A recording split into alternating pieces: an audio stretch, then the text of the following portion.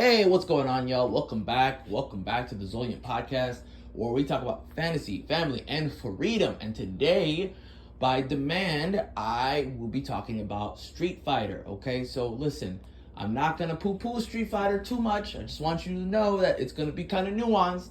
I like Street Fighter. I have a whole history with Street Fighter. It was the first fighting game for me.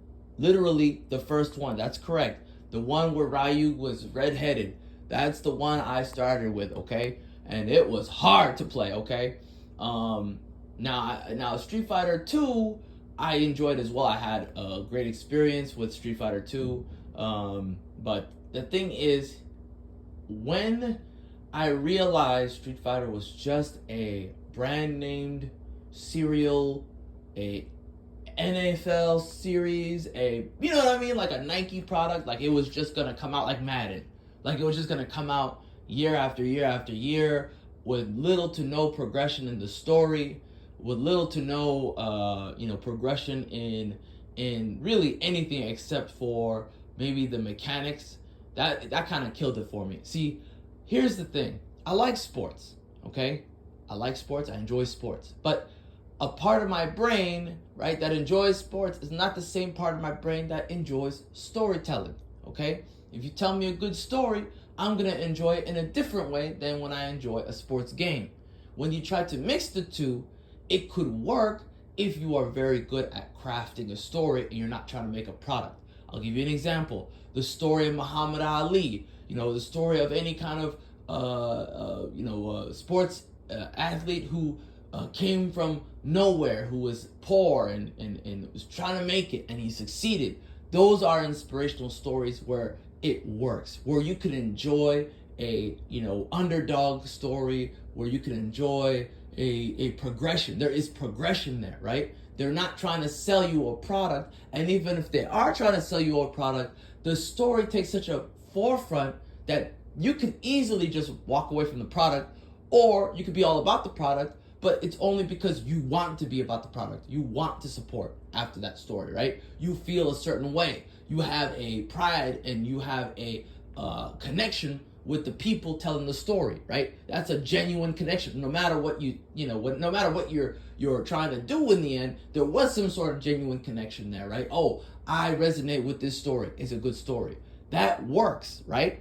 The thing that doesn't work, the thing that does not work, is if you're trying to put it into a game and then you have no progression in any of the stories, right? Every next game is the same story exactly to the T, which is the problem with Street Fighter, right? Street Fighter 2 was the same story for almost 10 years, okay? Until I think there was a point where they actually said, we're going to do Street Fighter Alpha. And we thought Street Fighter Alpha meant, oh, we're going to go ahead and tell the story of like some side story stuff, which would have been cool. No, it was actually just a prequel. Like, it's not side story stuff that's happening at the same time as Street Fighter. It's completely regressive. It's going back. Now, I don't have a problem with going back as long as you go forward in the next installment. They didn't. They released another Street Fighter 2 game, okay? I'm sorry. When that happened, I was like, I hate this. You know what I mean? I hate it. It's manipulative. They're just scared to move forward, especially when you compare them to King of Fighters, right? Now, I'm only going to talk to you guys about my experience, right? What showed up at the arcade, what showed up in stores.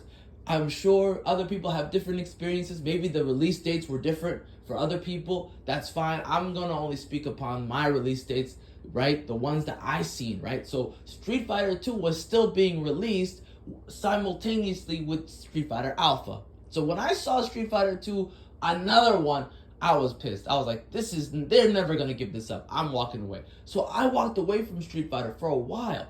Then I saw the Marvel versus, series, right? The Street Fighter versus, X-Men versus Street Fighter, Marvel Supers versus Street Fighter, Marvel versus Capcom, that kind of stuff. I enjoyed those for what they were worth. They were just products. They were just dream matches. They were just fun times. They're not canon. There was no story there, and I enjoyed it. It was action figures fighting each other. They packaged it correctly. That's how you package a product. If you're going to just sell me a product year after year after year, do that. Don't give me any canon. Don't give me any story. Don't pretend there's a story. Don't lie. Don't give me the manipulation tactic. Just show me toys, okay? They were toys. I enjoyed it. That's how you do it, okay? Their main villain in Marvel's Capcom 2 couldn't be more of a toy if they wanted to, okay? He was straight up, looked like some kid made him. Perfect, okay? Perfect. That's how you do it.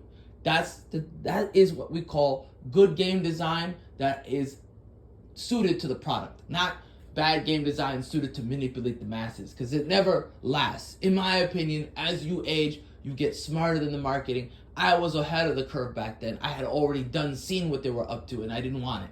I was frustrated. I wanted more story. What happens next? What happens next? Especially when you had King of Fighters and then at some point Tekken came out in the middle of all this. So you have to think about that perspective. Tekken came out in the middle of all this, and they were progressing. Okay, Tekken 1 and 2 were so close together in release date, I don't even know what to tell you guys.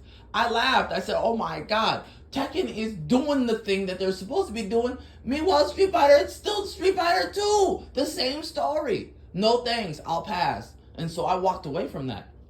And so when a couple years later, fast forward a couple of years, maybe a decade, Street Fighter, there was a couple other Street Fighter games that came out that were just, KOF. I think it was Capcom versus SNK or something. I saw those in the arcade, and I was like, oh, that's cool. I'm not interested. I had moved on, right?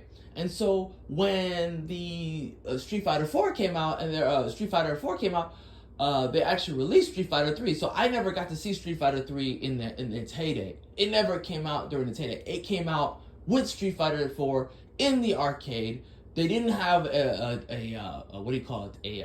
DVD, a CD release in my stores. They just did not sell it, okay? So maybe it's because they had such low product. Maybe it was sold out quickly. I don't know. They never had it, okay? My stores told me we don't got that. So I moved on. I said, okay, cool. Street Fighter 4 came out. Street Fighter 3 came out. I tried it in the arcade. I was like, I kind of like Street Fighter 3. It's okay. It's too late. I already passed. I already moved on. Street Fighter 4, story's interesting, but not for me. I'll pass. I didn't like the 3D. Would never like cel-shaded 3D when it comes to those kind of stories, those kind of games, right? Those kind of games just don't do it for me. And so I think there was something lost in that sauce, in my opinion. Like Capcom had something amazing back then. They really did. They had the right combination of things, but they just were so scared. It's a great story of what not to do, right? They were so scared that they just did not want to make any changes at all. They didn't want to take any risks. And so by doing that, they destroyed their product. They stagnated it until it was spoiled milk. And so many people I knew just stopped playing. There was just nobody playing Street Fighter for at least a decade. The arcades would just not have Street Fighter players. And so for about a good 15 years, I would say, in arcades, I can see why the arcades kind of died, because people were like, well, I could just buy this, the game version at home and play it for whatever for a few times and be done with it, and not have to like go outside and, and wait in line at the arcade, which happened a lot with certain games. Tekken there was always lines for Tekken. And so people were just like, why don't I just buy the DVD, the CD game and play it at home, and I don't have to deal with that. And so when that happened, people started sharing, of course. That's just a thing that will always happen. People were sharing their discs. And so that was the end, in my opinion, of Street Fighter, in the public. The 90s was amazing. People really did have a camaraderie around this game. If they had just been, confident enough to move forward, I really do believe Street Fighter would have still succeeded to this day. I mean, I hate to say this, but there's other series that just don't have a problem with going forward, and they're still here, right? Other series don't have a problem with like, oh, we're just gonna keep going.